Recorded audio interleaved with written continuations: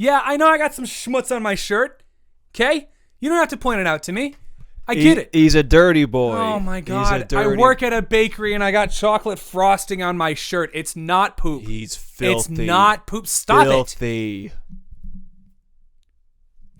My name's Nick Scarpinato.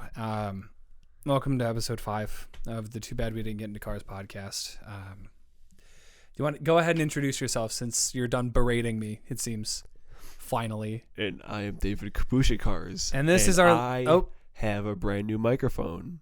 Yes, David has a brand new microphone. He has the same microphone as I. So we have matching microphones.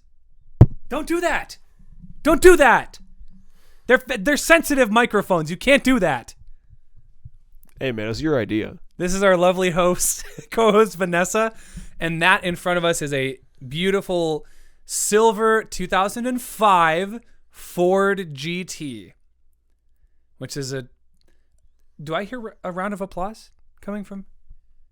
That's just me. That's just me proud of myself in my head.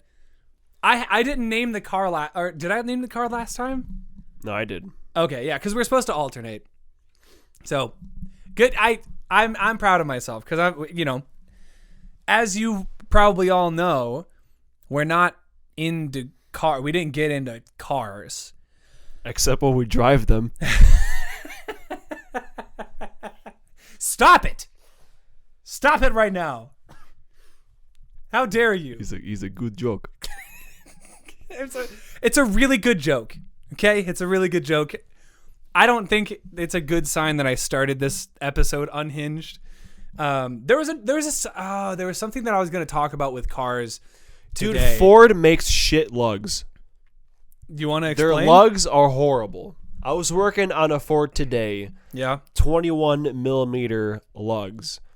And every time a Ford rolls in, they're always, what's the word? Like they expand after a while because they're just the lugs? poorly made. Yeah. Oh. So I had to use like a 21.5 millimeter socket.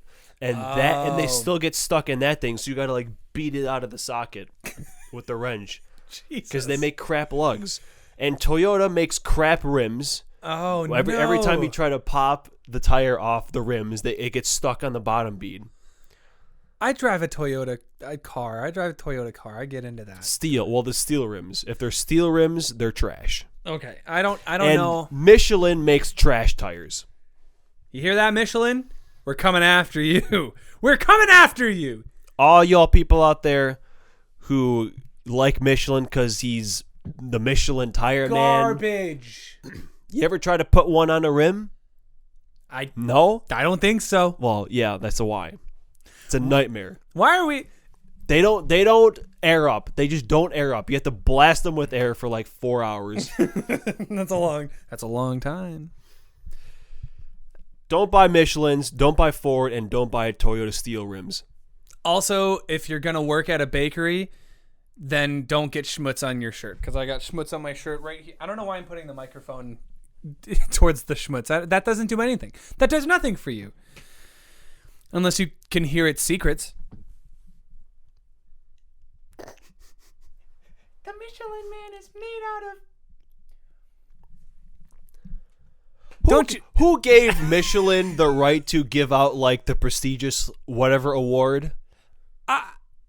Isn't Michelin the one who has like the... What reward do they have? I'm pretty sure it's something that they have in Tommy Boy. They mention the awards, but I know exactly what you mean. I think it's Michelin. Yeah, it's like the award for safety. It's something like that. They have the award for safety. Maybe, I don't know, man. We didn't get into cars. Don't fact check us because I will be very upset if I'm wrong about this.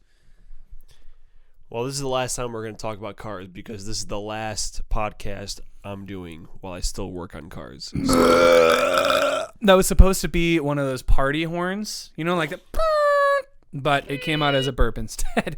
Congratulations on almost being done at Discount Tire. This will be the last podcast that we record that you're still working at Discount. So new jobs all around, honestly. Well, new jobs-ish because you're going back to Dish. I'm working at a bakery and trying not to get schmutz on my shirt. And this is my nice, pink Reliant K shirt too. So I've learned that if I'm going to wear clothes to a bakery, I got to wear something that I don't mind getting schmutz on. Okay?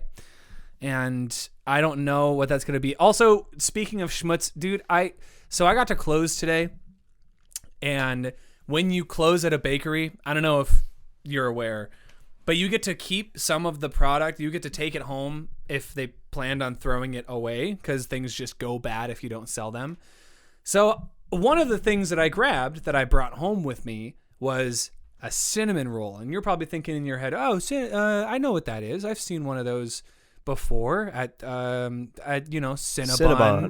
Yeah. Whoa, Nelly. Whoa. These are not cinnamon rolls. These are cinnamon masses. They're just like clumps of dough and cinnamon sugar and icing, and it's amazing. It's fantastic. It's bigger. It's as big as either of our heads. I had to split it in half with David, and I couldn't even finish my half. Granted, it was like a 60-40 split, but still. Yeah, I didn't have that much. Yeah, that extra 10%. Killer. It's so bad for me. So maybe I should. I'm not gonna say I'm gonna quit. I'm gonna stay at the bakery. I'm just not gonna stop pressuring me into quitting my job. God, I just started. Dude, you're gonna gain so much weight. I know.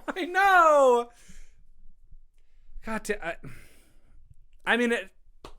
Yeah, I will. Dude, you want to hear something crazy? Always, all the time. Within a month, there's a possibility I will be visiting 3 states. Because we talked about the Texas thing last week. Yeah. That's still, a mystery as of now. It's still on the table or under the table because we can't see it. We don't know exactly what the deal is. You know that bachelor party I was telling you about? Or yeah, for the John's John wedding? Yes. We are locked in. We are going to Michigan, a Airbnb. The weekend before my mom gets back from Poland. Dude, Airbnbs are it's a good deal. Airbnbs are nice. I was on choir tour one time in South Carolina, and it was close to in one of the Carolinas. There's a beach that is really, really popular. And we, on our choir tour, went down into that part of the country, and we were in one of those states. And we got to stay at a beach house, and it was like 15 of us, and our choir director was there, and he wore sandals the whole time we were there, and he made us hot dogs and grilled for us. And we had just this big-ass beach house on, the ocean side. It was really nice. I sat outside, my bedroom that I was sleeping in had a porch that went out to a deck on the second floor. And there were lawn seats, reclining lawn seats. So I took my laptop out there because I didn't have my iPod and I didn't have music on my phone. And I just went through my iTunes and I had my big headphones on and I just listened to music. And I got to look at the stars over the ocean and look at the waves. And it was a really nice night, dude. Airbnbs are magical. I don't even know what that is, honestly, because I've never been to one. An Airbnb? It's sort of from what I understand, it's sort of like renting, very, very short term. So it's basically instead of getting a hotel room, you rent out your house as an Airbnb for people to bed and breakfast, but on the fly. So, if someone only needs a place to stay for 2 days, you don't rent a cottage or whatever. You just put your house up or wherever you live. I think Airbnb is a website, and so you can list your house as an eligible Airbnb, and then people will claim it for certain days.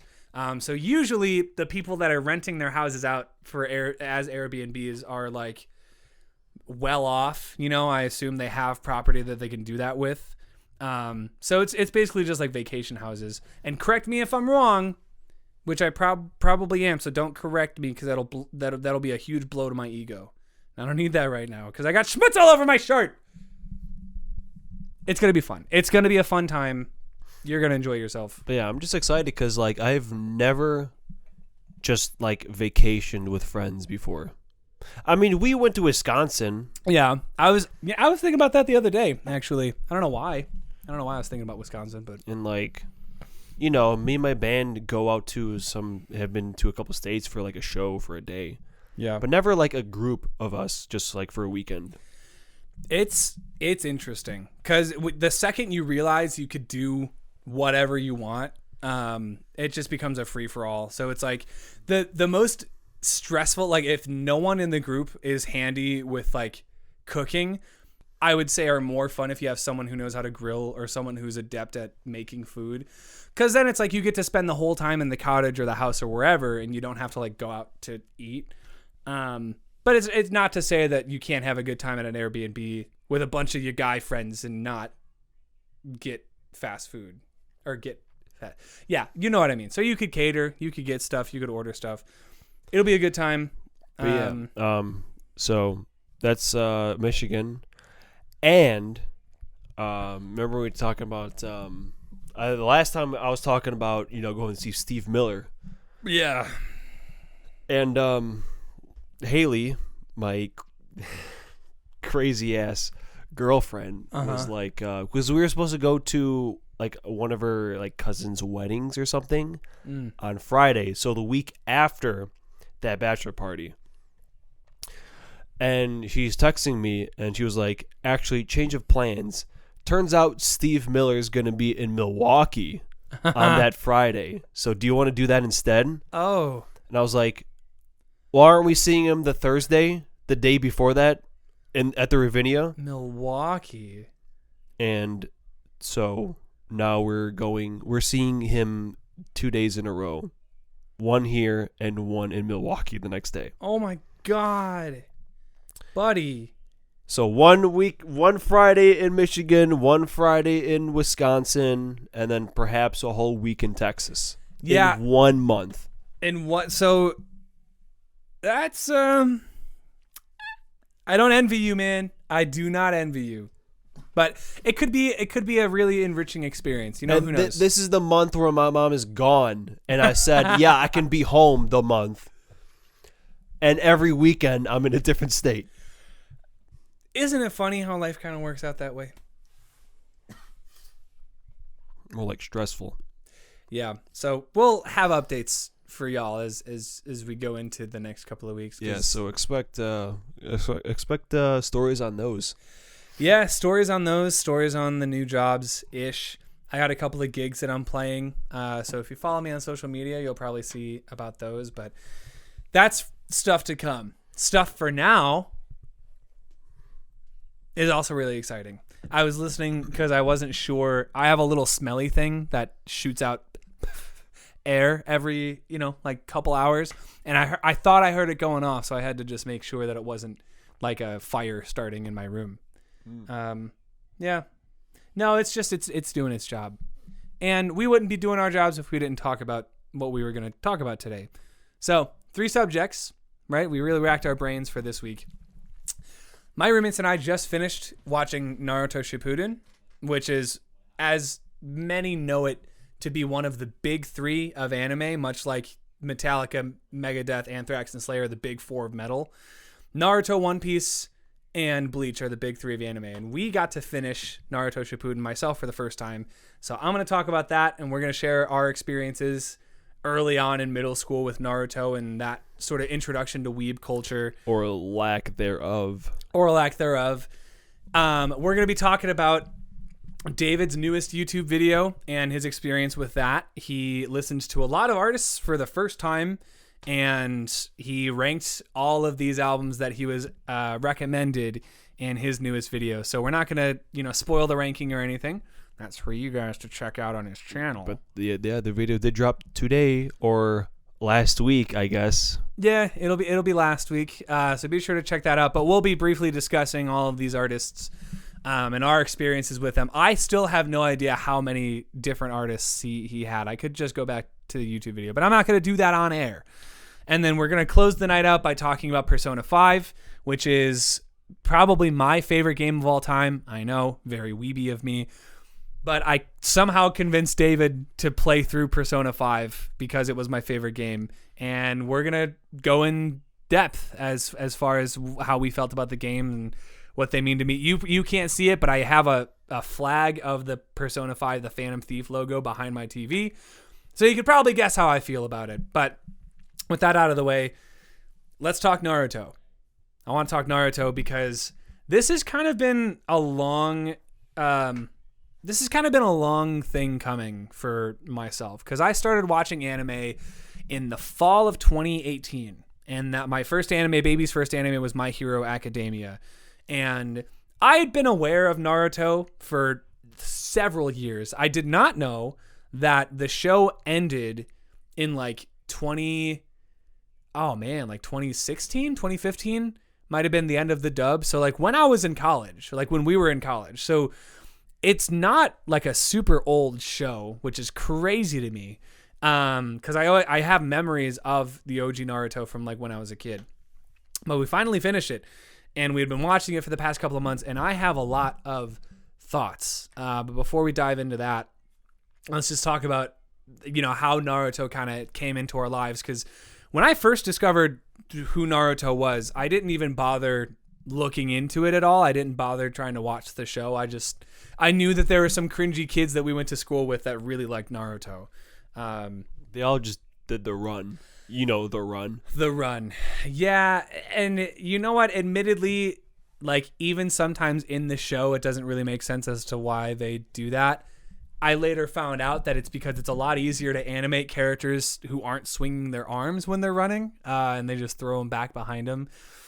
And, you could make the argument, but the aerodynamics and it's easier to throw your arms in the air behind you. But wouldn't they be like wobbly like that if it was really? So, I don't know, man. They're very strong. Very strong arms. Yeah, just super. Like they could break at any moment. Like they were to hit like a rock, in their way running, and their arm just like.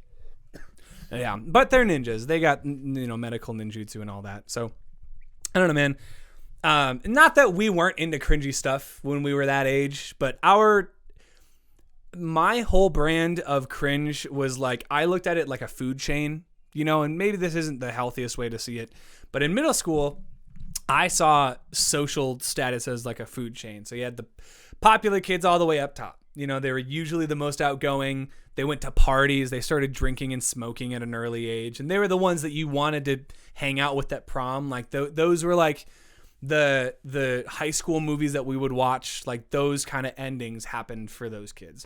And then right below them, I would say were like the kids that didn't like go out, but they still were like friendly and no one really talked shit about them. They were just there for the ride, and they were students, and they didn't really bother anybody. And then there was us, where we kind of stuck to our own groups and we talked to each other, but I feel like we would get mildly made fun of by like those popular kids. At least like in my experience. I don't know. Did you feel like you were part of a group that got made fun of? Not that I know of. Probably because I never spoke a word. But I mean, you certainly made fun of me. David was a dick to me in middle school, and I will never let him live that down. I'm sorry, buddy. You can live that down eventually. Do you know how many lunches I lost? Dude. Because my friends were hungry and they wanted to bully me? I was the worst. I let it happen, and I let them take my stuff. I can't. Anyone who I knew in middle school and I still talk to, wow, they're troopers. Absolute troopers. I mean, don't get me wrong. Like I was also kind of insufferable at points. So like we all had our faults, but like that's where kind of we sat, was like we were kind of in our own world, and like we made fun of each other and we hung out with each other. But we also kind of like were kind of outcasts at the school. And then again, this is my theory, not, any confirmed thing. Like I don't know if anyone else ever felt this way. But then there was a tier below us. There was like a group of the student body below us that like even I felt comfortable making fun of, which was a huge dick move on my part, but I was insecure. It was middle school. So there were definitely a group of kids that I was like, you know, I would get bullied. It's like that meme you see of like, there's the grandpa yelling at the dad when he's a kid, and then the dad yelling up at the grandpa when he's an adult, and then it's the dad yelling at his kid, and it mirrors the grandpa yelling at him. So it's just like a, you know, vicious cycle. I kind of felt like that with making fun of people, because I got made fun of, and in turn, I made fun of people that I saw as cringier than me. And those were the kids that liked Naruto. Those were the kids that would like Naruto run through the hallway. They were the ones that would get up on stage at the talent show. I don't think we ever had it happen, but like the kids that tried to sing Japanese anime openings, despite not knowing any Japanese whatsoever, you know, those kind of kids. So I always saw Naruto as just a side effect of that, like percentage of the student body. So I never bothered with it because I didn't want to get made fun of by my friends, you know? And it wasn't even like those kids were like inherently bad people. I was a dick. Yeah, no. Like middle schoolers, man. They're the worst. Middle schoolers suck. Yeah, you really don't know until you leave it. Yeah, if you aren't admitting to yourself right now that you sucked in middle school, you're lying. You are a bold-faced liar. No one likes themselves in middle school. Even the popular kids hated themselves in middle school because everyone is trying to figure out who they are. And sometimes you go about doing that by being a dick to people, and then being, you know, I don't know if it's a matter of like people being really nice to you as an adult that make you realize I was kind of a dick. Like I would have never done this in middle school. Or if it's people being meaner to you in high school than you were to people in middle school, and then, you know, shoes on the other foot. So now you have to be like, I don't like this feeling. I don't know. Maybe it's a combination of both, but I don't know. Do you feel like a lot of kids that we went to middle school and high school with have mellowed out since then? I would hope so. Because admittedly, I don't really talk to a whole lot of people outside of like the circles from like middle school that I still talk to, and high school that I still talk to, and college that I still talk to. But like I still see them on Facebook and Instagram, and they're still doing stuff. Yeah, it's like if I never talked to them in school, I'm sure as hell not going to talk to them now. Yeah. So I don't know. Would I have gotten along with those kids that watched Naruto in middle school? Probably. I mean, I still played Pokemon. You know, I still watched a lot of cartoons. I feel like now watching Naruto as an adult, I saw a lot of that part of myself in those characters, and I saw my kid self really enjoying that show. And, you know, obviously shows like Pokemon, or even like American-made TV shows like Ben 10. Oh, dude. Or like Ben 10 Alien Force when he's a teenager. That's just Naruto Shippuden. That honestly just Naruto Shippuden. I loved those shows, and so I would have latched on to Naruto immediately. Get that teenage Ben 10 the hell out of here. Dude, teenage Ben 10 had Swamp Fire and Humongosaur. Okay, well, original Ben 10 was good, so you might have liked original Naruto. But yeah, no, man. I mean, everything that you've heard about the show, I can confirm. I feel very similarly. Like, there are some fight scenes that straight up looked like they were mocapped by actual martial artists, like Kakashi versus Obito. Spoilers for Naruto and Naruto Shippuden then, I guess. Yeah, Kakashi versus Obito went so hard, and like the last Naruto versus Sasuke fight is so clean, and there are sequences where it's just like no dialogue, no talking whatsoever, no inner monologues, it's just fighting. And like the sounds of like, and like, you know, oh man, it's so good. And it also helped that my roommate who had seen Naruto and Shippuden before would get us hyped for those moments. Cause it's definitely a show that you want to watch with other people, or at least like share your thoughts on those experiences with other people. So I had a really good time with it. Yeah, I don't know. That's just me. Would David really like it? I don't know, man. List your 3 biggest criticisms with anime, like specifically shonen anime that I've shown you. So like battle anime where it's teenagers who are like learning to use their abilities. Because I'm thinking right off the top of my head, Dragon Ball Z, My Hero Academia, and like, I don't know, like Demon Slayer. Because I've shown you bits and pieces from each of those before. Yeah, no, I mean, I've seen Dragon Ball and My Hero. Yeah. It's a lot more than bits and pieces. Well, yeah. I mainly just meant bits and pieces of like Jujutsu Kaisen and Demon Slayer and some of the more like recent popular shonen anime. Yeah, no, it is really annoying when they just keep talking to themselves in their head. And they do that a lot in Naruto. But I mean, they have the cool parts of anime too. Like they have power-ups. They have like a class system, like powers that are similar to like Pokemon, where it's like every person is born with a specific chakra. So you're either born with like a wind chakra or a fire chakra or electricity, and certain types are better or worse pitted up against other types. And there's a lot of really cool like categorizing done like with the aspects of the show. And plus, especially like as teenagers and as kids, like it's so cool to see characters that look like around your age doing really cool shit. Because I can't tell you how many times I wanted to do a Kamehameha, not like Goku, but specifically like Gohan from the Cell Saga. Gohan, because of that, to this day is one of my favorite characters. And that's why I was thinking about this the other day. I think that's why I like Goten and Trunks a lot too. Because like when I was watching Dragon Ball Z in the Buu Saga, like they were around my age. Like, and those were characters that I related to. God, I really got to figure out who's my favorite Dragon Ball character. I think it's Trunks. I don't think so. You don't think it's Trunks? No, he has that was my favorite moment of Z. Yeah. But he's not my favorite character. Yeah. I mean, we can either figure that out right now or, we could save it for another episode. Because I'm sure that's a whole, like, heaping mess of a topic. Yeah, if you want to just talk about Dragon Ball Z next week. Yeah, I suppose. Yeah, let's do it. Yeah, because we could go over our favorites of everything, because we've seen, the only thing we haven't really seen is OG Dragon Ball. Either of us haven't really seen. But because of Dokkan, we're aware of a lot of, characters. Getting off track a little bit. But, not getting in too much about Naruto, the same way that, like, you didn't get too much into Breaking Bad or Better Call Saul. I ended up really, really liking Naruto, and by the time it was over, I felt really weird and kind of empty. But at the same time, like, I know there's a ton of movies, there are a ton of video games, like, Naruto is everywhere, and Boruto is still going on. So, like, if I really wanted to get back into the world of Shinobi with Naruto and everything, I could just watch Boruto. But I'm not going to watch Boruto.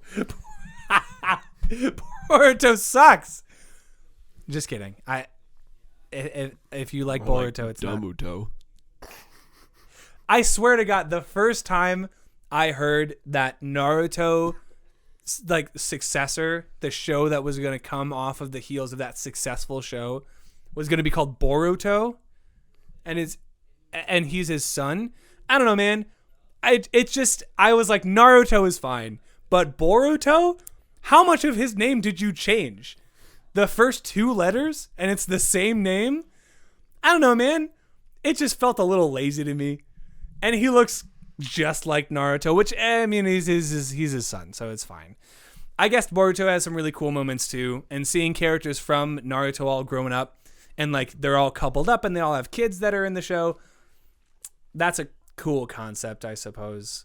So, overall, I don't know. I don't know if I would watch Naruto again. I think I would go back and watch moments again, because it is a really long show, and there's a lot of filler that I skipped. But overall, a really good experience. And since we finished Bleach and we're in the middle of One Piece, I can safely say that I am super familiar with all three of the big three, which is something that I never thought I got to say. So thank you, Naruto and Naruto Shippuden, for being a part of my journey as an anime fan. All right, enough with the sappy stuff. I actually did watch One Piece as a kid. Did you? Only because the intro slays. The 4Kids intro? Gotta go. Yeah, the rap intro. Dude, there's a line I gotta show you after the podcast. But everything I own in one piece. ever since then, pirates were sailing all over the sea in search for treasure or something like that. What? I still remember it, kind of. Why do you know? Why have we never talked about this? Why do you know the intro to One Piece? Because I watched it as a kid, a little bit. I didn't. I had no idea. But I never was like super into it. It was just one of the shows where I was like, it's like a Bobo. Oh yeah, that was on Cartoon Network. I watched that a bunch too, but I never like wasn't committed. Yeah, man, there are tons of shows that aired on like Toonami. Like they in between Dragon Ball Z, and they had the Powerpuff Girls on Toonami too. I would watch Toonami a little bit, and then as soon as like Yu Yu Hakusho came on or like Inuyasha came on, I would get scared and change the channel. I really like Yu Yu Hakusho now. I think it's one of my favorite animes ever. I objectively think it's a really good show, but I digress. Overall, Naruto is a really good experience. I guess I'm going to go buy Storm 4 or Storm 3 or one of the Storm collections and play the hell out of it. So my journey with Naruto isn't done, but I just wanted to kind of talk about it here because it was the most recent show that I had finished, and it feels good to finally say that I finished it. So go me. And my roommates, and thank you, Andres and Miranda, for watching it with me. Let's talk about you, pal, because I feel like I've been doing a lot of talking recently. Yeah, well, I have not seen Naruto, so yeah, I don't know if you're ever going to actually watch Naruto, but absolutely not.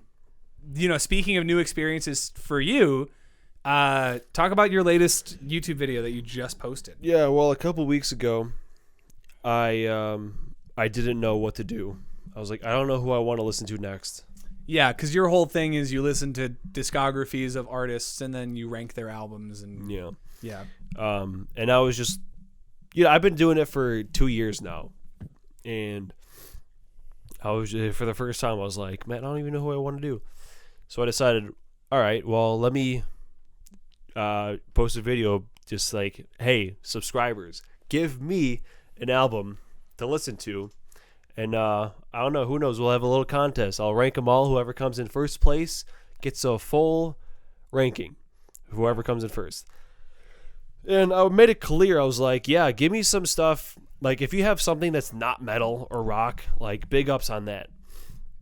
And, man, the variety I got 20 albums, but in this 20 albums, yeah, like, there's a bunch of shit. Like, did you expect that many people to respond to? Not really. I was expecting like 10, but I got like the 17 in the first day, which is nuts. Yeah, because I don't think either of us have had that level of interaction online quite yet. Yeah, man. So I got 2 Kanye West albums. I got 9 Inch Nails, Radiohead, Paramore, Humble Pie, Death Grips, Elvis Costello, Elton John, Can. A experimental band from Germany. I got a band called Goodbye to Gravity, where they're all dead now. I'm sorry. So an eclectic. Yeah, Billy Joel. Peter right. Gabriel, Primus. I got. God, I don't even know. So a lot of stuff. And a lot of people that you would never heard anything from ever, because like I'm sure you're aware of Kanye West and you're aware of Paramore and Billy Joel and Elton John, but like who are some artists that like you would literally never heard anything from? Never heard. Invisible. It's a band from Argentina. Okay. And it's like a prog band that's in like Latin. Oh dang. And that was actually pretty goddamn good. Really? Not gonna lie, I actually kind of really liked it. Okay. But yeah, Can, like I said, just this weird experimental krautrock is what they call it. Krautrock, yeah. Like sauerkraut? Yeah. Yeah, it was like a band from Germany, but the singer is Japanese. And Whoa. It's not at all what you're thinking. I don't know what I'm thinking, honestly. I mean, it sounds very interesting on paper, but I can only imagine what it sounds like on the ears, like in real life. Yeah, man, it's weird. It's very, very interesting sound. And yeah, the Goodbye to Gravity. Basically, it's a band from somewhere But Space, they only maybe. have 2 albums, and the day the second album was released, they were holding like a release party, like a show, and the place caught fire. What the? Killed 60 people. Oh my God! 2 of the members died on the spot, and then 2 of them died from their injuries later on. For the album listening party? Yeah, the album release party. So the singer is the only one still alive. How did he make it out of there? Like, was he in the same room? I'm assuming. Yeah. Did he start the fire? I can't imagine how many conspiracy theories are surrounding this band. Yeah, but it's Good crazy. Lord. Yeah, it's kind of hardcore. Imagine being the only surviving member from that. You'd have to quit music. You would have to just go off the grid. That's wild. Yeah. I don't know, man. Like, kudos to you, because that is insane. What a story. So, like, is their music any good? It was kind of decent, actually. It's like metalcore. Okay, so is this recent? Was this like?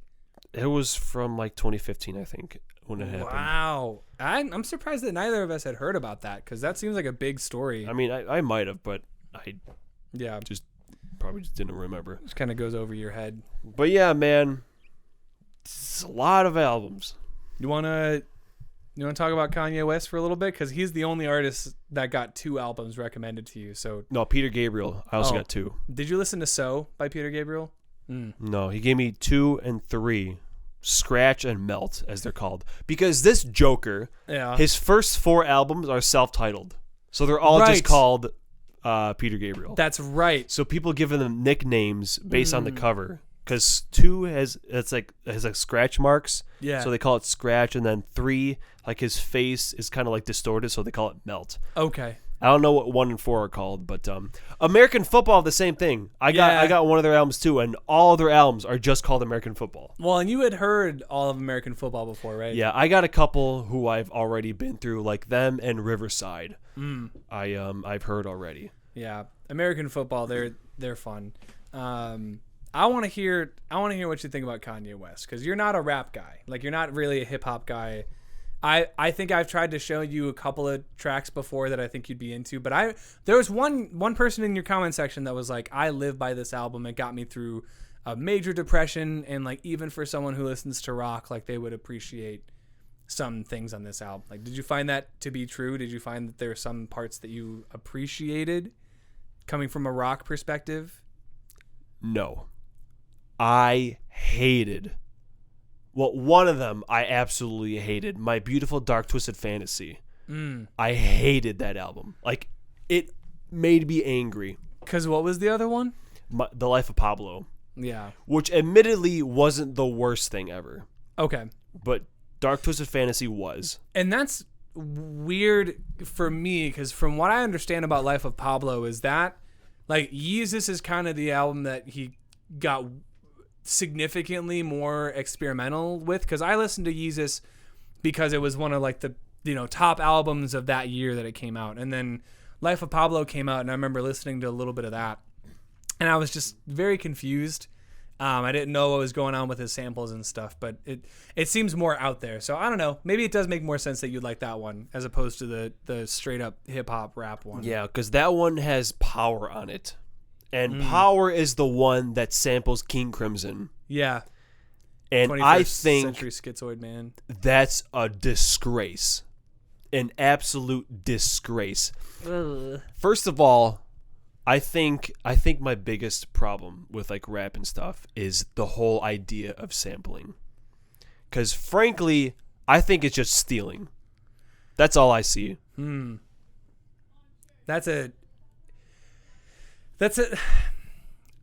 not gonna say that you're wrong, but the way that I see it is like the same way that an artist will get sued over like a melody or a chord progression that sounds really similar. Like, listen to like Brain Stew by Green Day goes back to 25 or 6 to 4 by Chicago, which goes back to, I'm pretty sure, isn't that the Led Zeppelin song? Yeah.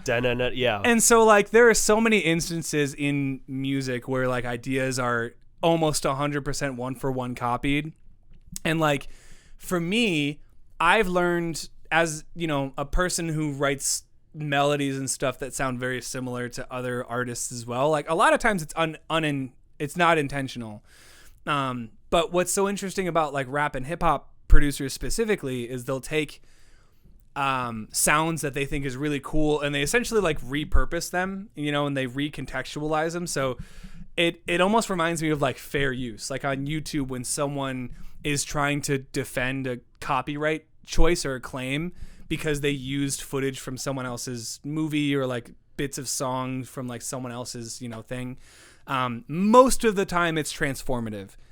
Will I admit that there are some samples that are straight up just like from that, like there's an Eminem song, Stan, which uses a Dido song as the melody, and I forget what that name of the song is, but it's the tears gone cold and wondering why, and like her original song or their original song, I'm not sure, is the melody is not changed, the chord progression is not changed in Eminem's version. Oh, do you mean like Can't Touch This, where it's the same thing as Super Freak? Yes, kind of like that situation. Yeah, because Can't Touch This uses that was before sampling was like you could pick it off of a laptop, and it was like most of the time an artist in the room will like play the actual music, like Gangsta's Paradise that uses Stevie Wonder song from the album As. I think it's just called As, but it's the one that's got Sir Duke on it. That's a double album. Great album. Yeah, sometimes they get permission from the artist to do that, and a lot of times it's transformative. So I don't mind sampling, and a lot of times I think sampling is used in really, really cool ways. But yeah, that might be what that person in your comment section might have mentioned. How like, yeah, they're, you know, because there are guitar riffs in that, and like the drums that are sampled, like I'm pretty sure is from the original song. But you know, sampling it's yeah. That's just my thing, because like I'm looking at like the Wikipedia article, and I go into like the personnel section and like the writers, like there's like 10 fucking people on one song. And it's so hard to like figure out like who's this actually coming from. Sure. Because when you get an artist, you listen to an album from like Rush. Yeah. Those 3 guys wrote everything. Yeah. And then you listen to a rap album and there's like 40 writers all over this thing. Yeah. And it's like, who am I even listening to? Yeah, and I think that might just be a testament to, because it does.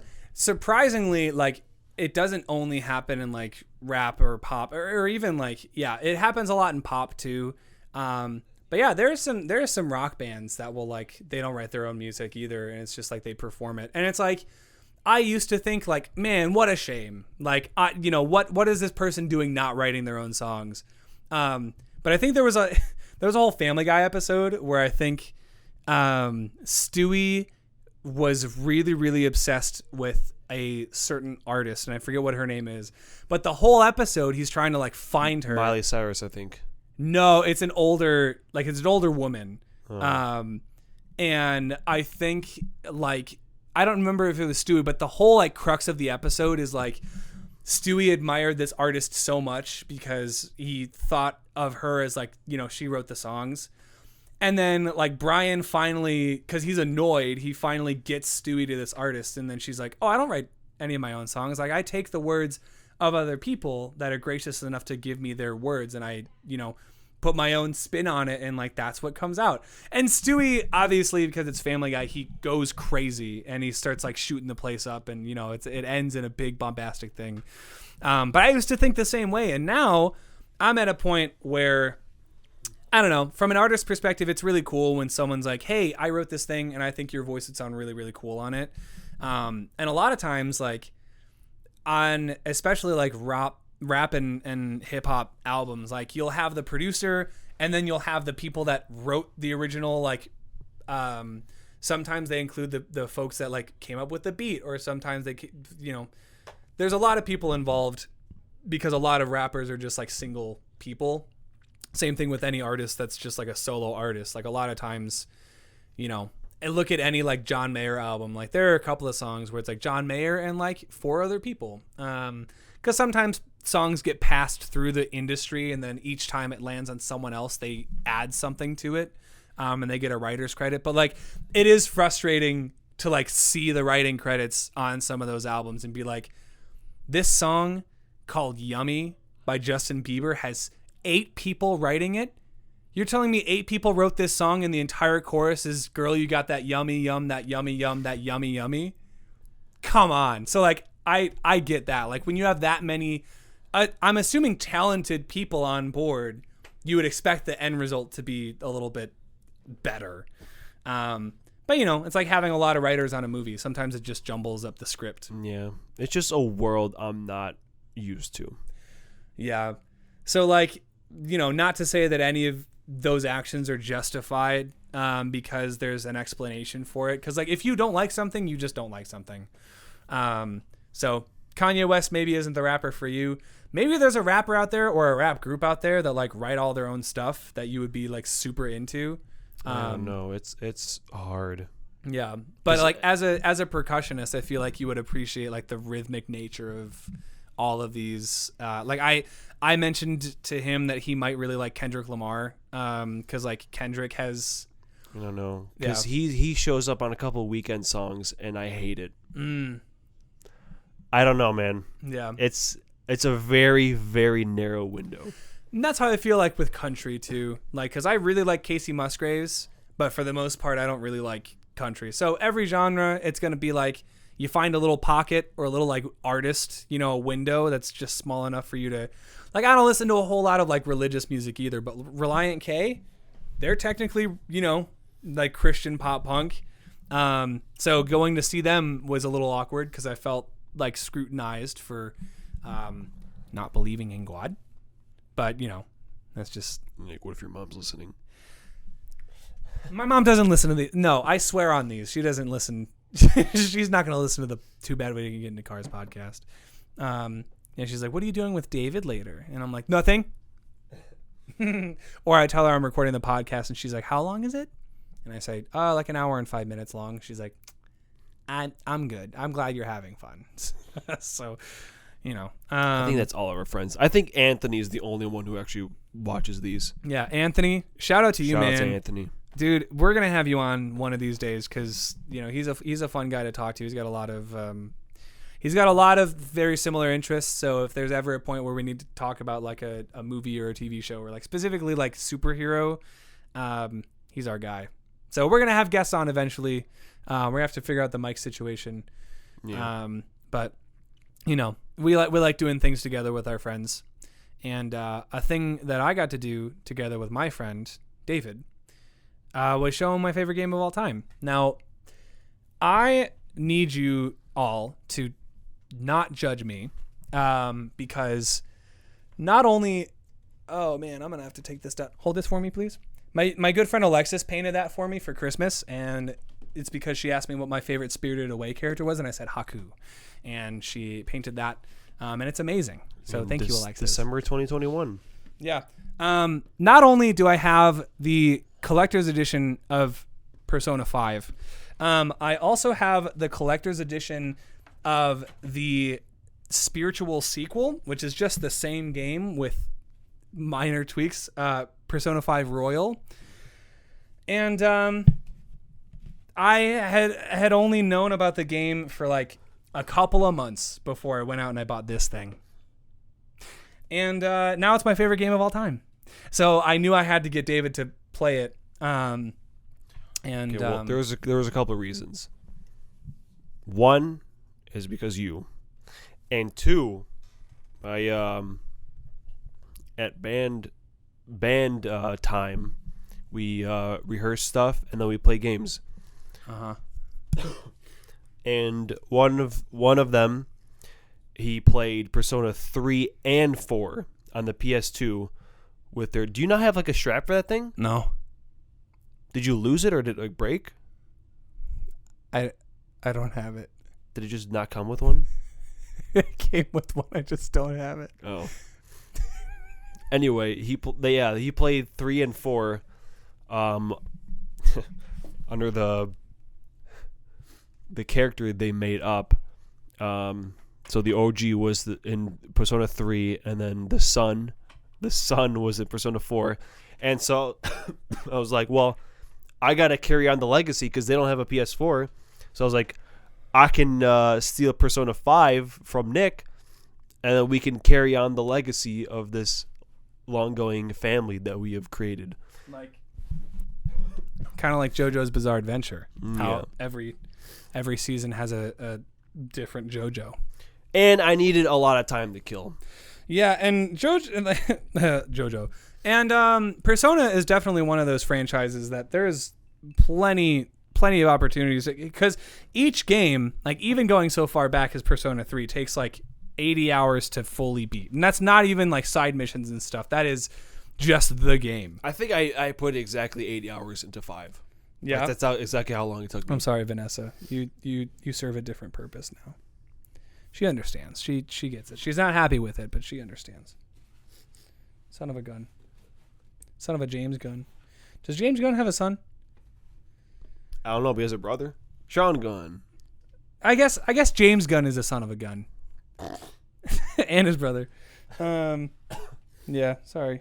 Yeah, man, I like Persona so much that I have consigned myself to the reality that when I get a cat, because I will get a cat at some point. Do not name it Morgana. I'm going to name it Mona, okay? I think it's kind of cute. Oh, my Imagine God. walking into an apartment and you're like, Mona, and then you put your keys down and you hear a little like... Yeah, and it's like, more Mona. more like imagine naming your pet after that piece of shit. Hey!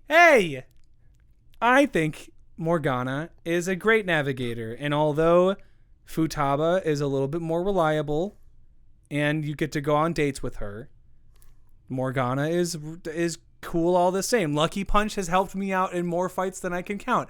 Did I use Morgana for the rest of the game once I got a choice to switch him out? No. But if I had to, 50% chance knock someone down with a physical attack, then yeah, I'd break out Lucky Punch. Sue me. Please don't sue me.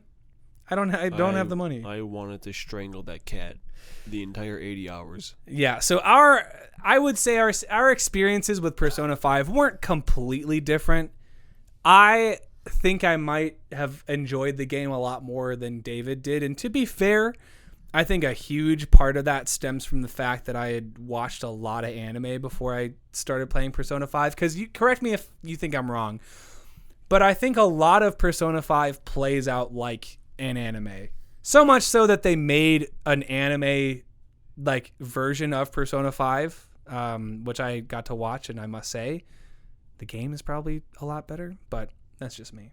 But I think one of the biggest reasons, aside from me and your bandmates playing Persona 5, there was a video that Donkey made where he briefly talked about RPGs and what is it, Game Critics? Was that the Game Critics video? Yeah, because he's talking about how he hates anime, JRPGs, and turn-based combat. Yeah, and then he was like, so when a game like Persona 5 makes me think, hey, that's pretty good, then you know it's good stuff. And I was like, hell yeah, Donkey. Hell yeah. And so after all this time of telling David about Persona 5, he was like, hey, man, do you want to let me borrow that sometime? I shit my pants. Sorry, I pooed my pants. No, I shit my pants. It was all over. I remember I was in the car, and it got all over my car seat because I was so excited. And you were like, come on, man, just pull over and wipe it off. And I'm like, no, I have to drive home because I need to give you this game as soon as I can. And you were like, you're a madman. And I said, who spent 120 hours in Persona 5? And then you said, Nick, I'm a figment of your imagination. I'm not here. And then I said, yeah, this is real stuff that happened. Not made up. 100% real. But yeah, dude, I would give the game a perfect 5 out of 5. Because honestly, I got to the end of the first, the original Persona 5. I could not tell you how visceral of a reaction I had when it was finally over. I think Persona 5 was one of those games that I played it over the summer, and I think it was the summer of like 2019 or something like that. I had a lot of time because I wasn't working as much. I played this game day in and day out. There were some days where I would wake up, play Persona 5 all day, and then go to sleep.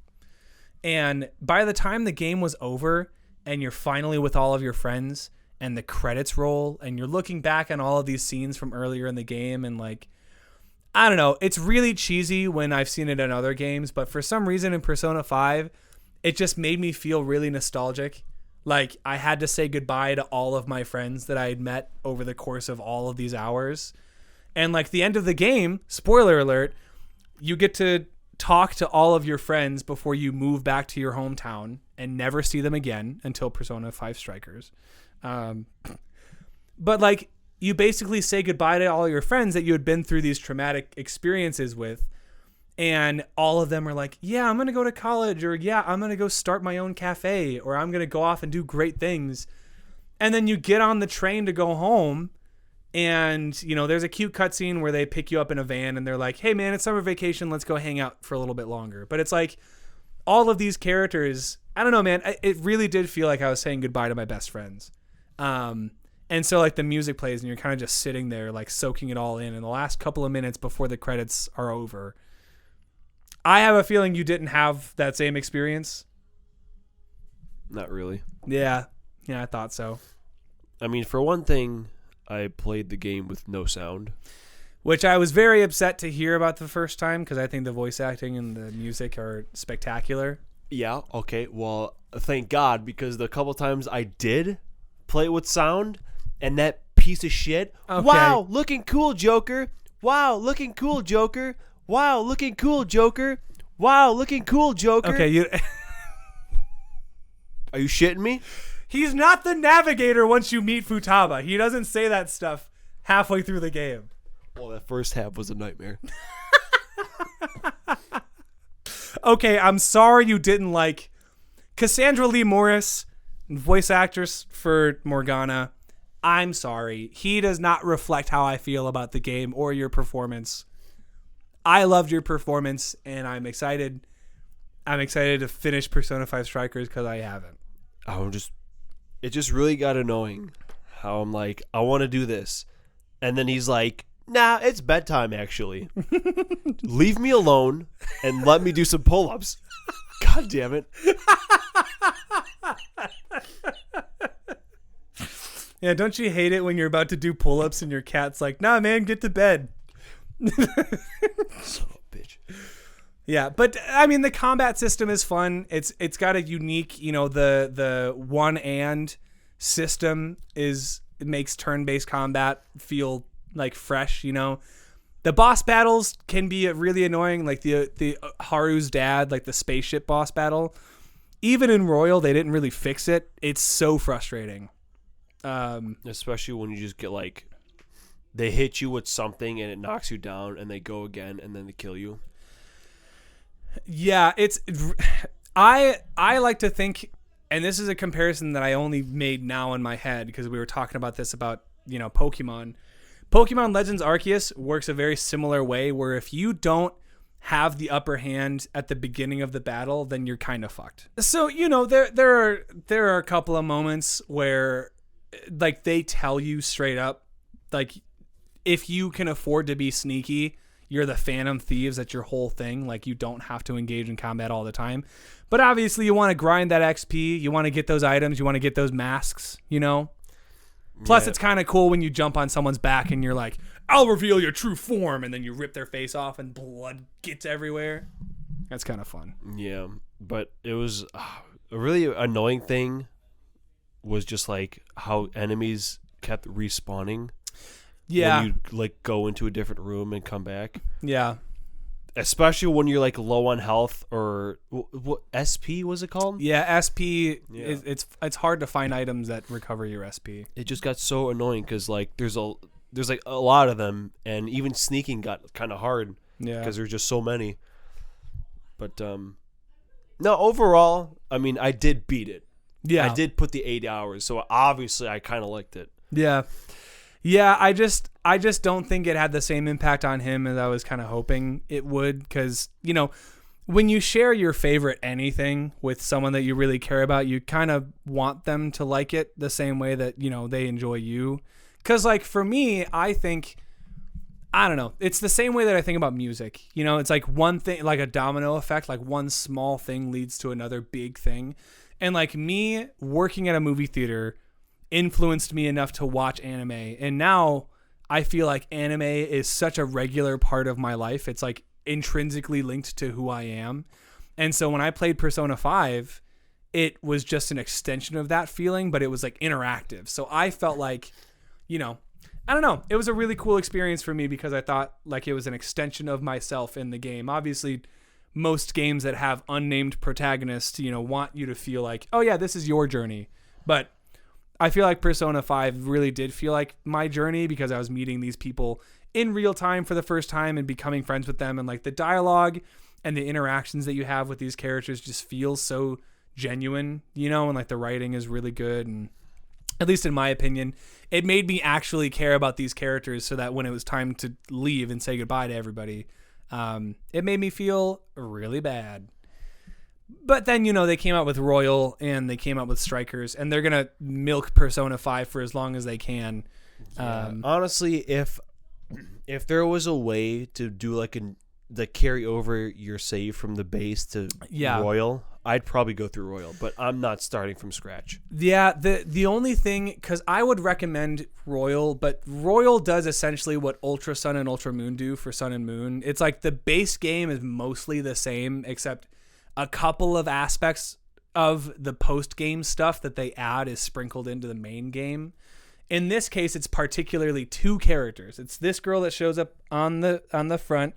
Her name is it's your favorite game, bro. Okay, Persona 5 is my favorite game. Persona 5 Royal is not. I know everyone else. I even know that the main character's one of his canon names is Ren Amamiya, and then one of his other canon names is Akira, but I don't. Dude, Yusuke was a punk. I didn't like him. Yusuke? Like the art guy? Yeah. Yeah, I didn't use Yusuke either. He past his arc, he doesn't really do much for me. Just the way he talked, like I didn't like it. Yeah. No, I think my favorite character for a really long time was Makoto, partially because there's a conversation where you're trying to comfort her because she feels like detached from the rest of her friends at school. And she's like, "What do they think I am, a robot?" Beep boop. Yeah, and then one of your options for dialogue is just beep boop. And I 100% picked that one. And you're such a dick for saying that because then she's like, you don't have to rub it in. And then you lose points with her, because you have to build friendship meters and stuff. But I've realized in modern times, it's a hot take, but my favorite character in Persona 5 is Haru Okumura because, one, she's a soft girl. She's very soft spoken, but she loves coffee and she knows coffee really well, and she wants to open a coffee house on the beach one day. That's my literal dream. And also she wears pink all the time, and she also kind of has like a little bit of like an unhinged side where like she's very soft spoken, but every once in a while she'll throw around a comment about how like she loves the way that killing shadows. Yeah, that's what they're called in the game, right? The enemies. I think so, yeah. Yeah, she loves the way that it feels to like watch the dying breath of a shadow escape its body. I think Ryuichi is like, what the fuck? Like, goddamn. She's just this unassuming girl that likes coffee and going to the beach and wearing pink. And she's also the only girl in the game that when you finally get to the level of your like friendship where you can ask her out on a date, there are very clear signs that she has feelings for you. So it's the only relationship that makes sense because she, like, when you say that you just want to be friends, every other girl is like, okay, yeah, it's probably for the best. But Haru, poor girl, you tell her that you just want to be friends and she's so broken up about it. She's like, oh, I okay. And it's just, and you meet her so late in the game, it's such a shame. because in Royal she became one of my favorite characters because you see her a lot more often early on. I digress, man. Yeah, I romanced on. I romanced on the first time too. And accidentally, what was the nurse's name? Oh, Tamaki? No, Yeah, not Tamaki. That's On's last name. Yeah, the nurse. Takame? Takemi? Tay. I don't know. Whatever I think it it's is. Takemi. She came out of nowhere, dude. Yeah. I just kept going for like the experiments or whatever. Yeah. And so when Valentine's Day rolled up, they both showed up, and I was like, oh man. Yeah, and all of the girls. This is the best part of both games. Is on Valentine's Day, if you romance more than one girl, the other girls find out about it, and they kick your ass. So if you end up dating every single girl in the game, it is the funniest cutscene I think I've seen in my entire life, because you go on the date with the girl whose text you respond to, and then the next day, Sojiro, like your what's the word? Not parent. Your guardian. Yeah, your guardian. He runs the cafe that you live at, and he comes up to your room and he's like, "Hey man, there's a bunch of girls here to see you. I don't know what that's all about." And then you go downstairs and all of them just take a bite out of you, and they're like, "How dare you, you sleaze bag." They beat the shit out of you, and then they leave, and you're left on the ground. And Sojiro walks in and he's like, "Wow, you have some luck with the ladies, huh?" And he gives you a little piece of chocolate that you can then use in the game to restore your SP. It's amazing. It's amazing, dude. I love that cutscene so much. I love this game so much. I could go on and on about Persona 5. I don't think we have the time to do that. Yeah. Well, you gave it a 5. I'd give it probably a 3. That's what I figured. It's definitely, as far as JRPGs go, like in RPGs, Persona 5 has really, like, they have a really good grasp on the system that they introduced in like the earlier Persona games. And the voice acting and the music, the Persona 5 soundtrack, any weeb will tell you, like, it's so, there's a meme that like weebs will listen to jazz and they'll be like, "Whoa, this sounds like Persona 5 music." When really Persona 5 music is just very heavily influenced by jazz and like chill jazz and stuff. But yeah, man, it's one of my favorite games of all time, if not my favorite game. And I should have known that when I was a kid. My favorite game was Kingdom Hearts 2. Go figure, I guess. But that'll be for another day. I'm sure, I'll have a lot to talk about with Kingdom Hearts and all that later on. But thank you for stopping by. This has been the Too Bad We Didn't Get Into Cars podcast. I almost ruined the name, but I didn't. I've been Nick Scarpinato. And I've been David Kabushikars. And this has been Vanessa. And that has been a silver 2005 Ford GT. That's right. Be sure to check out our socials. We'll have links to David's channel and my channel on the YouTube video for this podcast episode. Check us out on Instagram and Facebook. I also Twitch on stream. Yep. I also Twitch on stream, and my username is N_Scarpinato. We got lots of stuff going on, but we're glad that we get to do this and talk to you all. So thanks for being here. Do you have any last words for the fine folks at home? Death to Morgana. How dare you?